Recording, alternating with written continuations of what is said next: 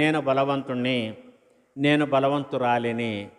ఏ విషయంలో బలవంతులము, ఏ విషయంలో బలహీనులము?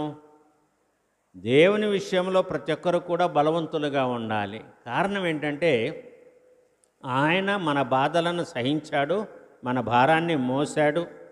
ఏ విషయం అయితే ప్రభు అయిన యేసుక్రీస్తును గురించి ప్రవక్త అయినటువంటి యెషయా చెప్పాడో 53వ అధ్యాయములో, అతడు మన భారములను భరించెను, ఆయన సహించాడు, మన దోషాలన్నిటిని కూడా ఆయన సహించాడు అని ప్రభునందు ప్రియులారా చెప్తున్నాడు 4వ వచనములో. నిశ్చయముగా అతడు మన రోగములను భరించెను, మన వ్యసనములను సహించెను. ఆయనను మొత్తబడిన వానిగాను, దేవుని వలన బాధింపబడిన వానిగాను, శ్రమనొందిన వానిగాను మనం అతనిని ఎంచితిమి. ఇక్కడ మనము దీనిని గమనించాలి. ఏ విధముగా